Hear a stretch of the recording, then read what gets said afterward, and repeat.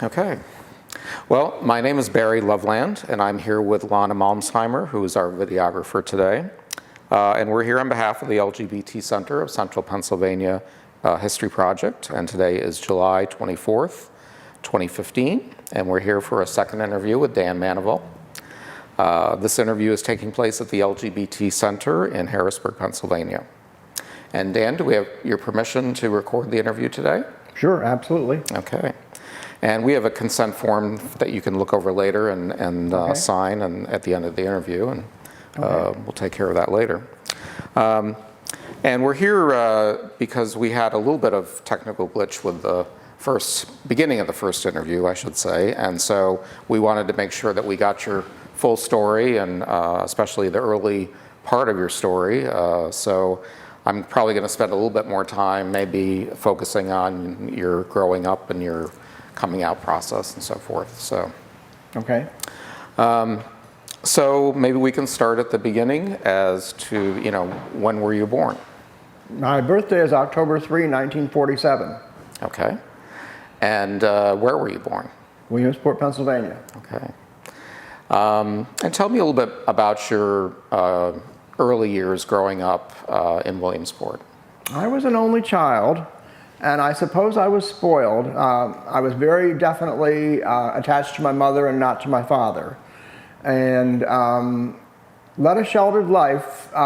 We were very poor, and definitely led a sheltered life. I had health problems.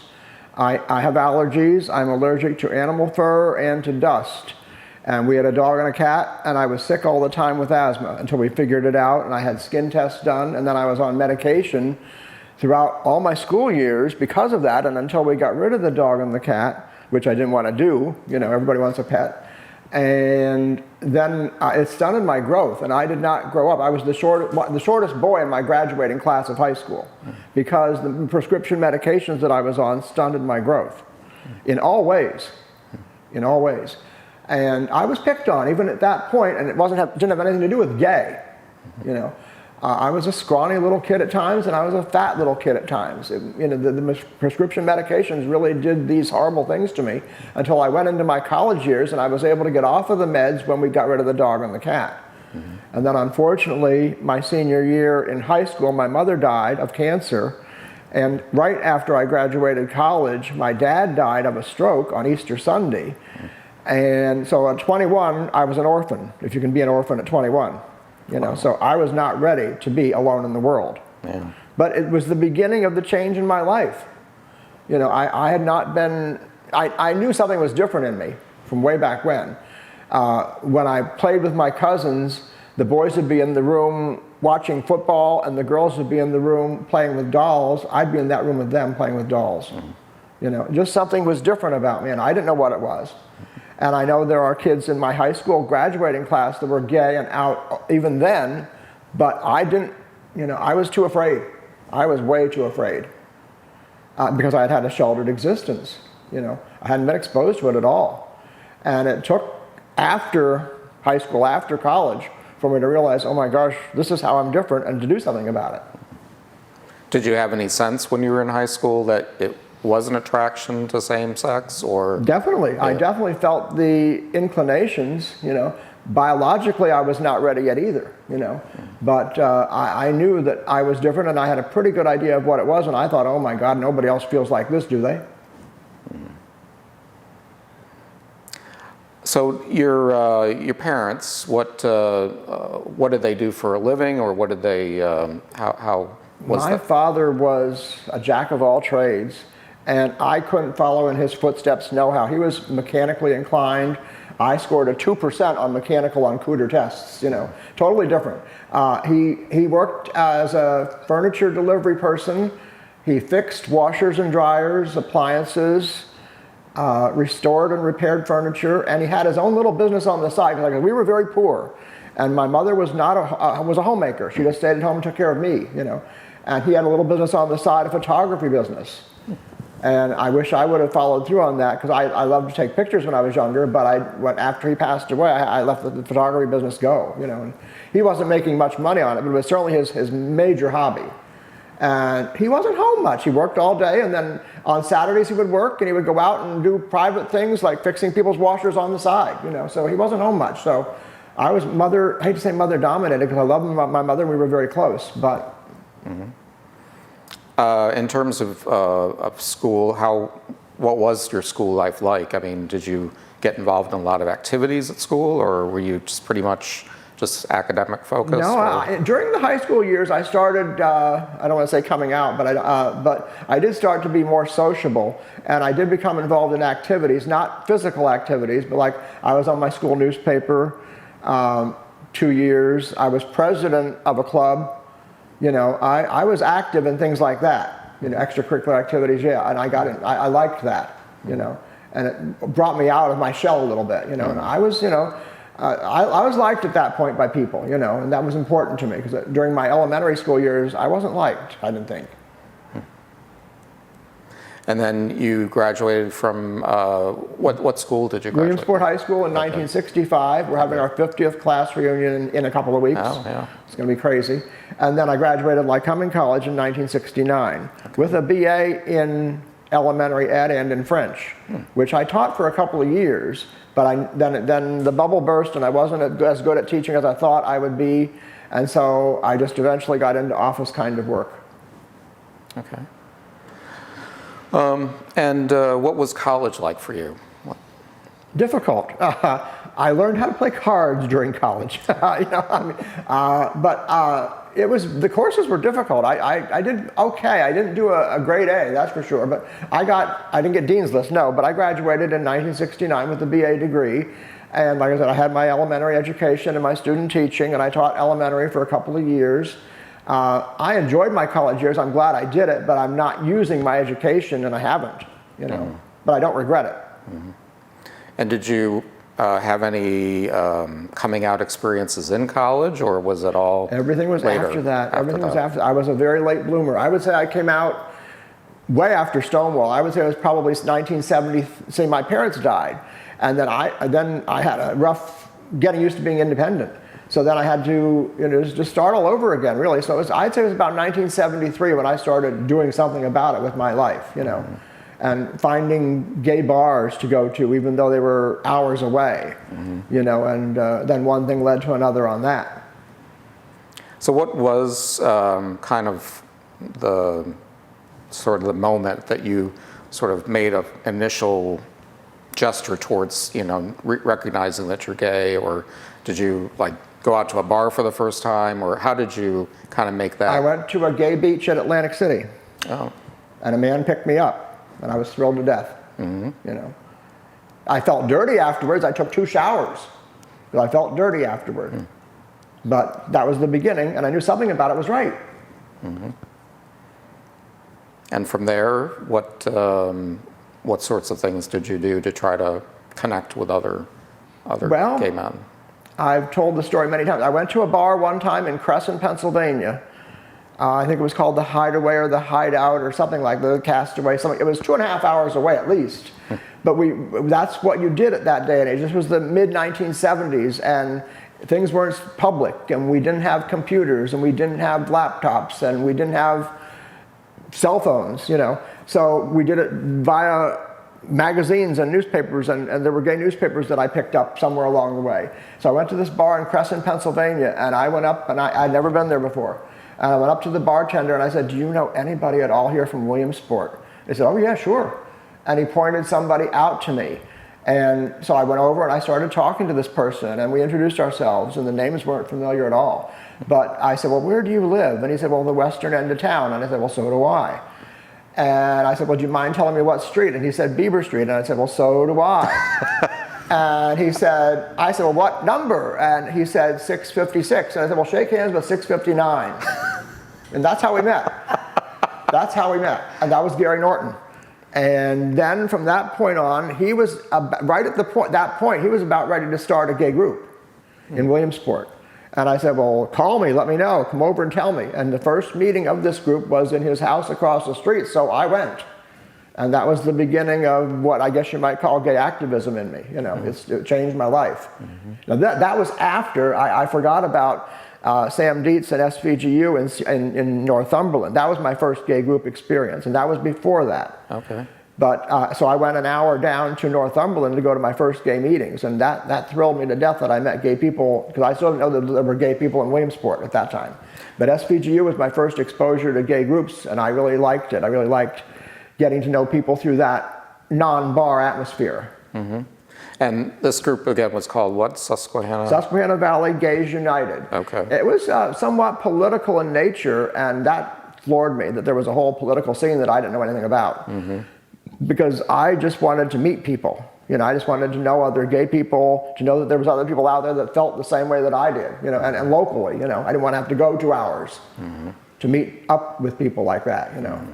Do you remember about what year that was that you first went to that group? I'm going to say early to mid, well, no, it was after 1973, so I'm going to guess between 1973 and 1975. Mm-hmm. Yeah. Okay. And were there many people that went to that group? No, it was a small group. I would say maybe 8 or 9. Okay. And it varied. People came and went, and I found out that's the way it is in gay groups that I've been in. I mean, they'll come and they'll go, you know. But there was a core group of 6 to 7 people that were there all the time. They had monthly meetings in Sam's apartment, as I remember. Mm-hmm. And did you go there frequently, or did I went there every month because it was a great outlet for me. It was what I wanted, what I needed. Mm-hmm. And it really, Sam Dietz is the one that I would have to pat on the back and say he brought me out the furthest of anybody that I know. Mm-hmm. And did they have many sort of social activities, or was it mostly just it like was mostly, no, it was discussion? mostly talking about activities that were going on and political things that were becoming involved. Like right shortly after that was the beginning of the Pennsylvania Rural Gay Caucus. Mm-hmm. And then I did go to those meetings as well, and I started meeting other people from other parts of the state, such as Joe Burns from Allentown at that time, and Mary Nancaro at that time was from Shippensburg. And these were real go-getters. I really enjoyed meeting them, and I admired them then, and I admire them now for their spunk and their drive to do something with a gay movement that I wasn't doing, but that I learned how to do, you know. I learned how to do it from them. Mm-hmm. So once you met Gary, and he started that group, and that was called... our very first gay group experience in Williamsport, and we named it HOW, Homophiles of Williamsport, because we wanted to join up with other homophile groups. There was Lehigh Valley Homophiles that Joe Burns was in, and there was HOPS, Homophiles of Penn State. So we wanted to get that O in there somehow. So we called ourselves HOW, Homophiles of Williamsport. And that was, we rented a P.O. box, because at that time, like I said, there was no computers. And I think that getting the word out was very difficult. We placed an ad in the paper, and people could write to a P.O. box to find out more information or to find out when and where we were meeting, you know. And about what year was that? That would have to be 75. 75, okay. Definitely not before then. Mm-hmm. And so how did things go with that group? Yeah, I'd say HOW was pretty successful for a while anyway. Our purposes were educational and social more than political. People didn't want to be political. They didn't want to be out there. And I mean out there literally, you know. They didn't want to expose themselves to the general public, because in Williamsport, it's still backward. It was very, very backward then. I mean, the gay movement was just getting underway, really. And it really wasn't getting underway in Williamsport at all. But we just needed an outlet to meet up with each other. Susquehanna, well, I'm sorry, first of all, this was the HOW group. We just met socially, and one of my biggies was education. I wanted to educate both the gay and the straight about what our lives are like, you know, and how hard the coming out process can be. And so that was one of my biggies, was education. So I started speaking in college classrooms and doing what I could in that regard to help. You know, I would speak about it, and then there'd be question and answer, and I think that was very vital and very beneficial to those that attended. Mm-hmm. And how did you make sort of contact with the colleges and find people interested in welcoming you into their classes? A female friend of mine was a psychology professor at Penn College, and she invited me to speak in her class almost every semester. Mm. And then one semester, this is a tough story, one semester, she followed me out to my car in the parking lot, and I didn't know why she'd never done that before. And when she got there and she said goodbye to me, I said, well, why did you come out with me? You never did that before. And she said, because one of the students, I heard them say after class, threatened your life. Wow. Hmm. So that must have been a shock. Yeah, that was a rude awakening to what kind of negativity was out there toward me and toward my kind of people. Mm-hmm. That's amazing. Mm-hmm. Yeah. And that was from a college classroom in the 70s. So at that point, did you still feel like you wanted to continue with? Yeah, it didn't stop me at that point. It didn't stop me. There were other things later on that stopped me, but that didn't stop me. It was shocking. But I spoke a few times after that, but not as often. Not as often. And were there other places you spoke as well besides? I spoke to a sorority group one time, yeah. And let me think. Mostly in the college classroom situation. That was about it, I think, yeah. Okay. And what other kinds of things did the group do? Did they have any special kinds of events that you remember that you enjoyed? We had socials. We got into rap sessions. We would have a monthly meeting, and then we would also have a monthly rap session where we didn't have business, but we sat around and talked about our situations. One month we might have religion as the topic. One month we might have coming out as a topic. One month we might have bisexuality as a topic. You know, we tried to keep things going. And one month we might not have any topic at all. Just talk. But then the other monthly meeting was the business meeting where we had to conduct the business of the organization. And raise money to pay for a P.O. box and raise money to do things. Like we tried to have a social event which would cost us money because we'd have to rent a hall maybe 2 or 3 times a year, you know. And we had nice parties. We had nice dances, and it was successful for several years.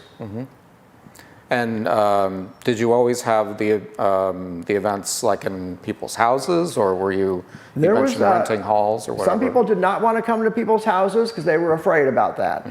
So we did do some of that way, and the rap sessions were done in people's houses, like mine, for example. But a lot of our meetings were held in public places. We'd rent a space at the library, or we'd rent a space in churches. We went through a lot of churches. And it was interesting to find out what denominations would accept us and what wouldn't, you know. So, yeah, we met in church basements a lot. Yeah, and what kind of denominations were accepting in Williamsport? Lutheran was very accepting. A Methodist was very accepting, and I think that was about it. Yeah. The library was very accepting. Oh, that's good. Yeah. We'd have to pay a fee, you know, so we had to have money for that. Right. And what else? What else can you tell me about sort of gay life in Williamsport? When did they first start having like gay bars or places to go? There was way almost before my time. Back in the 1950s, I'd heard that there was a gay. I don't even want to call it a gay bar, but a gay room in downstairs of the Ross Hotel in Williamsport, which is no longer there. There would be a room behind a curtain where 2 men could go and dance if they wanted to. Wow. That was back in the 50s. After that, there wasn't anything until we had gay groups going, we had gay bars going. It seemed like everything was going all at once in the 70s. And we had a series of gay bars that we went from one place to another, you know. There was one bar that we were in that was very, very nice that used our money and closed it down and became back to a straight bar when they kicked us out, you know, and we were homeless once again, and we floated from bar to bar to bar. We've almost always been in the downtown area, though. The one corner of downtown, we've had almost every bar in that little vicinity. It's really funny. So where is that in Williamsport? Court and Willow is the intersection. It's right behind the courthouse. Okay. And we've had almost every bar in that neighborhood at one time or another. That's interesting. Do you remember the succession of names of bars that were in Williamsport? The first one that I can remember is Kelly's Grill on West 4th Street, which is still there, but it's definitely a straight bar now. And then we had, oh my gosh, there were several in the alley that I don't remember their names. We had Peachy's Court in the alley, which is still, it's not there anymore. We had one up in Linden, Pennsylvania for a short period of time called Sips. We had the 21? No, we had one of the college bars, and we had one summer before the college kids came back, and then they kicked us out. I mean, we were a transitory group. We were just transitory. The longest one we had was the old corner. We had that for several years because that was the nice one that we had kicked out of when they remodeled it and became a straight bar.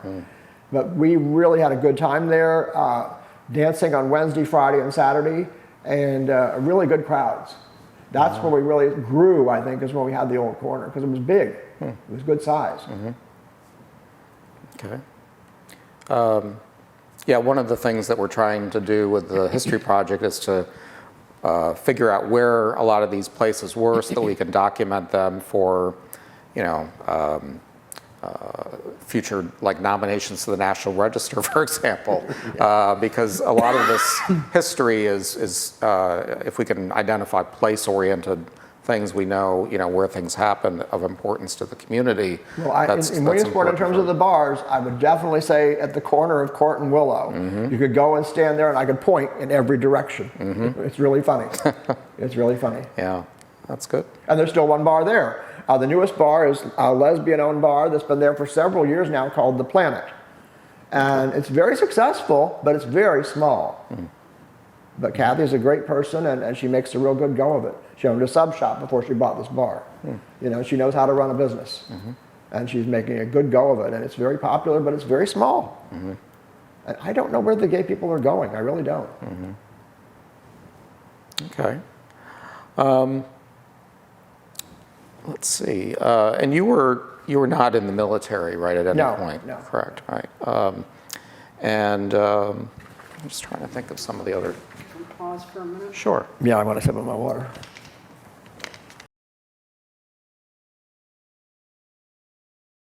All right. So yeah, maybe we can talk about the situation. I guess it was the Bloomsburg Fair that Anita Bryant. While we were going pretty strong in Howe, along came Anita Bryant with her nationwide crusade against gays. Well, she was scheduled to do just a singing appearance at the Bloomsburg Fair, which is the nicest fair in the state of Pennsylvania in my regard, and it's only about 45 minutes away from Williamsport. So we as a gay group thought, well, we got to do something. Because her appearance there, even though it was just a singing engagement, she posed a threat to our kind of people, our community, you know. So Hal was not very thrilled about that. So Gary Norton and I and a couple of members from NOW, the local chapter of NOW in Williamsport, started up our separate group to sponsor a rally against Anita Bryant's appearance at the Bloomsburg Fair. And this organization did sponsor a rally. We had speakers in Town Park in Bloomsburg, and then we marched to the fairgrounds and marched around the fairgrounds the day of her concert, not the night of, but the day of. And then once the fairgrounds got wind of it, they asked us to be quiet and leave. But during during the rally, I was one of the speakers. In fact, I think I was the first speaker in Town Park, and there were TV cameras there. And it was like from Channel 16 or Channel 28, one of the Wilkes-Barre Scranton stations. And they televised a part of my speech on the evening news that night as to what was going on and what was there. Because on the Channel 16, they were telling about this, there's going to be a rally in Bloomsburg contra Anita Bryant. They were talking about that for days and days and days before it happened. So naturally, they were going to go there and cover it. So my speech made the airwaves. Well, after that, there was a teenage gang in my neighborhood at home that didn't like that. They didn't like the fact that I was on TV, and didn't like the fact that I was gay, and didn't like the fact that I was living there in their neighborhood. And they started attacks on my house, and they threw things, tomatoes, and well, it got worse. The tomatoes became stones. The stones even at one point became bricks. And eventually they had knocked out almost every window, and I was forced to move. Yeah, that's amazing. And what happened with that whole process? You obviously went to the police, correct? And they did very little. I mean, every policeman that was there, because every time there was damage, yes, I called them, yes. They wrote it down, they wrote it up. I had no proof, I had no witnesses, but I knew who it was, you know.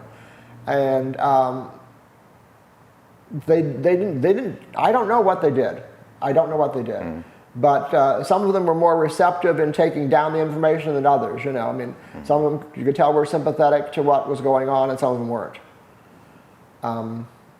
But eventually the house, I had to move to My life could have been over. The attacks could have happened. I could have been hurt. So I moved. I moved out of the area to a small trailer. This was my family home. I inherited it from my mother and my father, and I was an only child, so I lived there. It was my home, and so I had to give it up. And I lived in a trailer for 5 years until I felt it was safe to go back to Williamsport. Wow. Until it all blew over. This also, of course, caused the death and demise of Hal. Because people were just too afraid to come to my house for anything. Yeah, that's amazing. So what did that do to the whole climate in the gay community up there? I mean, it sounds like it really was a chilling effect. Well, like I said, it closed the organization at that time, and it took a few years for us to rebound. Bars were still going on, but in terms of organizations, and eventually I started another one up while I was living out of town in this trailer in Linden, and I believe that was West Branch Gay Support Group, we called it. It didn't last very long, but it served it was like a small Hal. You know, people were still afraid to come back out. But they did, some did, and we got new people. Again, it was through a P.O. box and through newsletters and just word of mouth and telephoning and so forth. But that only lasted a couple of years, you know.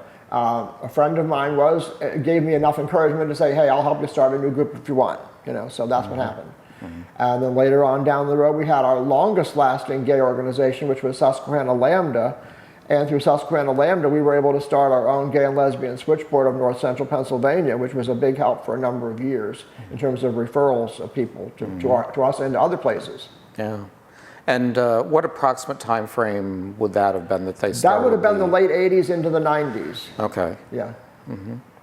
And do you know about how long the switchboard was in existence there? I'm going to say 4 to 5 years. It died from lack of money. Susquehanna Lambda was the supporting organization for it, and both started to go downhill. We let the switchboard go first to keep the organization going, because we were taking money from one treasury to the other and so forth, you know.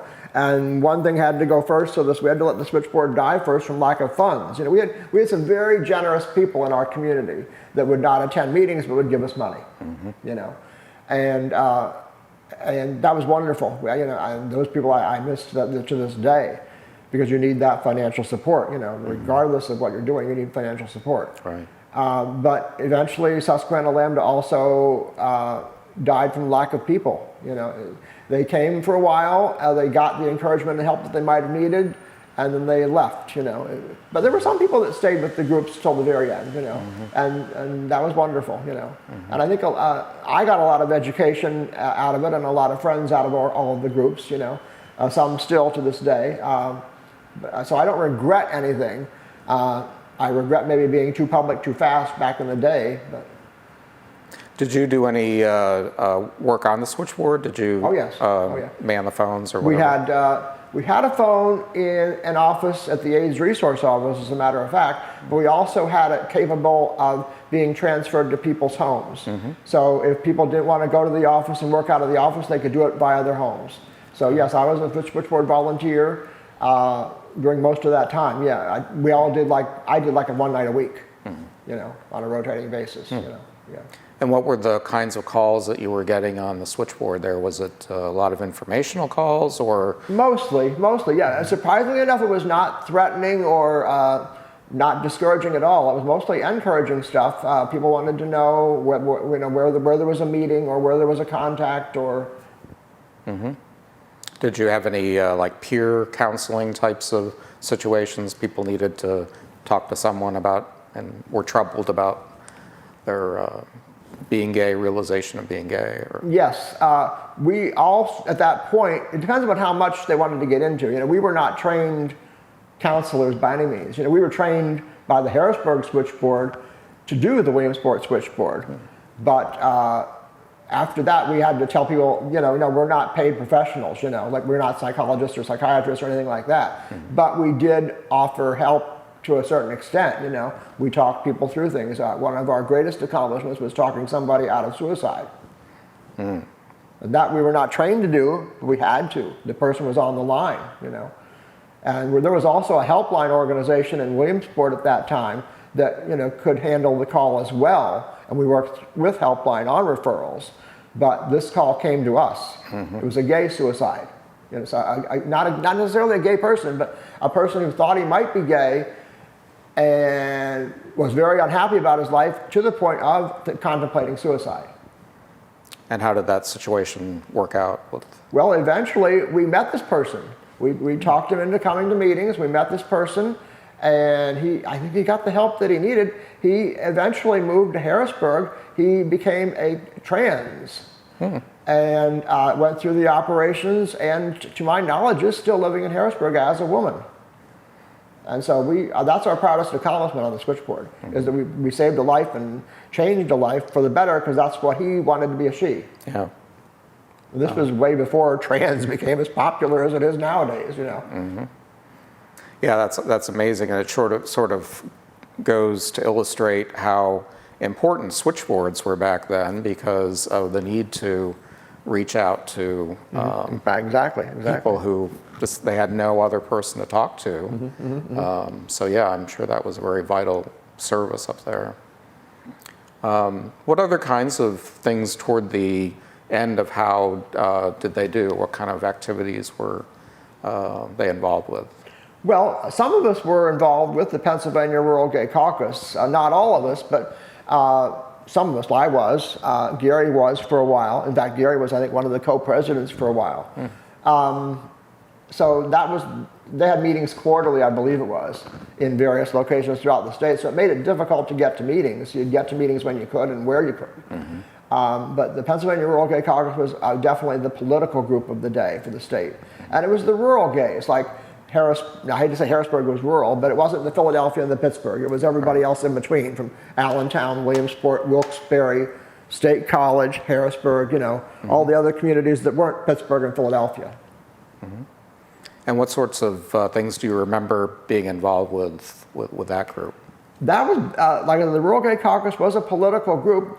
They worked on getting bills passed for protection, which is still an ongoing thing today, of course. Way back then, I don't think we ever dreamed that we would see I didn't think I'd ever see marriage equality pass in my lifetime, but it has. You know, I think that was a biggie. That was a real biggie. And now there's a bill that's just being introduced again on discrimination and harassment and so forth. So it's very, very exciting to know that we had beginnings on that, you know. And the Rural Gay Caucus was working on discrimination issues. And they had a conference, I think, didn't they? Yes. One of the wonderful things from the caucus was that we had an annual conference. I remember the first one was at Delaware Water Gap at some hotel that we took over for a weekend. It was absolutely marvelous, you know. And we did that yearly until, again, interest started to wane. But they were wonderful statewide conferences where we would have workshops. It was just a case of everybody being able to get together and almost, you know, party and enjoy the fact that here we are. You know, look at where we're at, look at what we've accomplished, and look at where we need to go. What kind of involvement did that group get? Did they have a lot of people come to those conferences, or? The first one was the biggest one. Yes, like we took over a hotel, and I don't remember how many people there were, but there were several hundred. Wow, several hundred. That's amazing. Yeah. And I remember it was I think it was at a Howard Johnson's at Delaware Water Gap at Stroudsburg. I think that's what it was. But I remember we took it over. Wow. And we had several hundred people there, good workshops, big fancy Saturday night dinner, and then a dance afterward. There was a speaker invited, but she didn't show. Elaine Noble was a U.S. Congresswoman at that time who was gay and out. She was an invited guest to speak, but she did not show. But we still had a wonderful, successful conference. Wow, that's pretty amazing. And what year was that? Do you remember? I'm going to guess late 70s. Okay. Because the caucus was basically in the 70s. Yeah. So I'd say late 70s, maybe into the early 80s. Very good. Let's see. What do I ask here? In terms of your religious experience, were you involved in any churches or religious organizations? Yeah, my mother and I were Catholic. I still am. I've come to grips with that in terms of my sexuality a long time ago. I have a firm belief in God. I believe he created me and created me this way for a reason. I was involved in Dignity for a short period of time down here in Harrisburg. We tried to get an MTC chapter going in Williamsport several different times, unsuccessfully due to lack of people. But we did start one, and we did have it going a couple different times. We just never achieved enough to get it official. There is a very good UCC, United Church of Christ in Williamsport, that is very gay affirming and gay welcoming. I did want to mention that because the pastor has been very actively involved in our groups. And do you attend church anymore, or I still go to church, yeah. Almost every Sunday. And how do you feel about the way the Catholic Church has I'm evolved a little bit, maybe on this? I'm very mixed feelings about that. I realize I should go to some church where I would be more accepting, where they would be more accepting of me, because the church obviously doesn't know about me. I'm just another face. But I should go to UCC, but I don't. My schedule doesn't allow me to go to that time. But yeah, there are certainly other churches out there that are better suited for me. Okay. Do you have any thoughts about any certain events in your life that you feel were really strong turning points in how your life turned out or how your life was lived? Well, the biggies would have to be the death of my parents and the Anita Bryant story. Those were both life-changing. And what, in terms of the changes that you have seen, especially in the Williamsport area,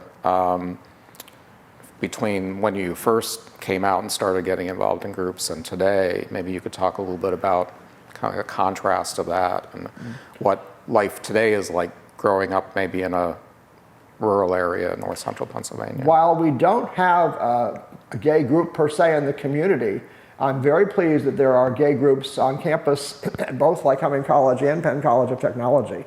The Penn College of Technology gay group just had a gay week in April that was very successful. They brought in speakers, they brought in films, they had a drag show, and they had they had a different activity every night of the week, and that was wonderful. Some of them weren't very well attended, but some of them were.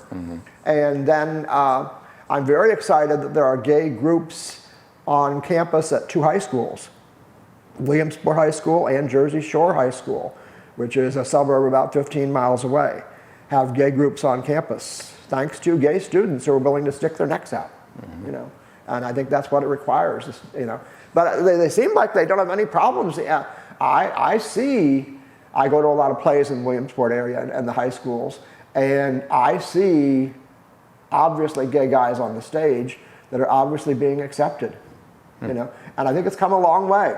I think it has come a long, long way in our Williamsport area in terms of acceptance. I think it's got a long, long ways to go, but I think it's come a long, long ways. I'm thrilled. I'm thrilled. That's good. In terms of your own personal relationships, have you had any like long-term relationships with men, or just? No, I never have. There's a void in my life, but after my parents' death, I learned how to be independent, and it would be now I'm old, so I think it'd be very difficult for me to lose that independence. I like being able to come and go as I please. I like living by myself. I really do. But I yearned for a relationship for a long time, and now I really don't care anymore. If it happens, it happens. If it doesn't, it doesn't. I've just become an old stick in the mud, maybe. I don't know. I think my time for that has passed. I think if it's going to happen, it's just going to happen. But I don't look for it to happen. Yes, when I was younger, yes, I was out looking, certainly. But I'm not out there looking anymore. Okay.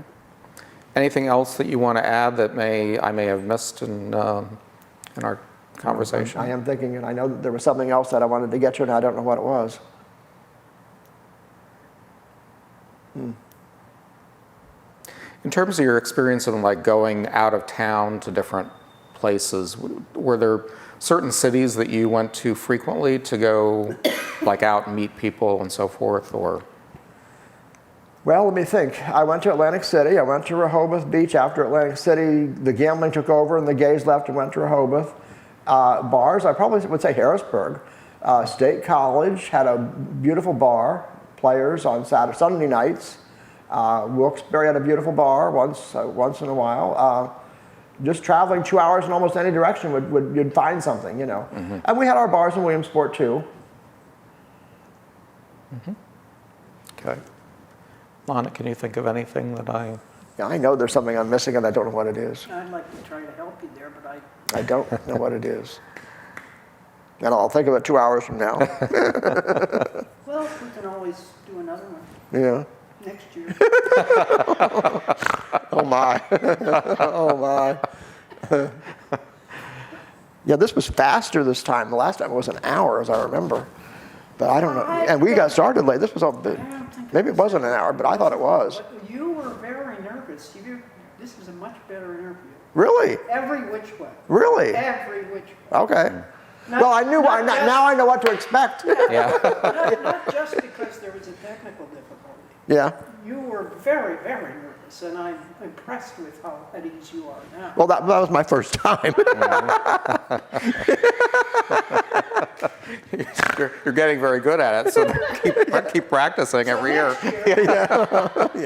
Yeah.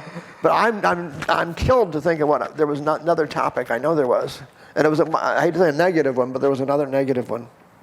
I know the Bryant and the threat on my life. There was another something like that. Oh, I know what it was. Okay, you're going to tell another story. We have to stop. It's a short one. It's a short. Suddenly got a buzz in this. It's a short one. And I don't know whether it's because the mic shifted. Oh, maybe. I've been touching it. Yeah. Can you hear anything? What was that?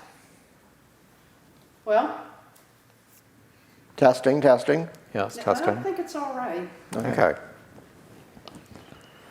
It's okay to proceed? I don't know why it is making a song. Go ahead, because I think we'll have enough time if it's. It's a short little. No, it's a short little story. Okay. I just wanted to add one other short little story. One time when I was coming out of one of our gay bars in Williamsport, I was pursued. And I'm not a fast runner, and I got beaten up. Oh, my goodness. Which required stitches in my face. And this was somebody that was outside the bar kind of waiting for someone to come out? Apparently, you know. And just a case of, I was seen coming out of a gay bar, therefore I am gay, you know. And I am open and obvious, but he gave pursuit and chased me down, and I got beat up on Market Street, which is one of the busiest streets in town. Wow. And it wasn't bad, but it was bad enough that I had to go to the hospital and have stitches put in my face. And what bar was that? Do you remember what the name? That may have been coming out of Kelly's, one of the first ones, back in the 70s. Okay. Yeah. Wow. And did you go to the police and report it, or did you? Yeah, I don't honestly even remember. I remember I went to the emergency room, and I didn't realize how bad I was because I had been drinking, you know. And they said, well, we have to put stitches in your head right away. And so I had a headache for a couple days. Wow. And stitches for a couple weeks. And were there a lot of incidents like that up in Williamsport? Do you know that? If they were, they're undocumented. Okay. People were too afraid, especially back then. They were just way too afraid to have their name out there in public. Yeah. Way too afraid. Right. And I don't remember that making the paper at all. So did that experience change the way you behaved in any way? No. I'm a brute for punishment. No, it didn't. But it was another one of those awakening experiences that it could happen to you. You know. Yeah. Yeah, I mean, it was certainly a different time back then, I think. Yeah.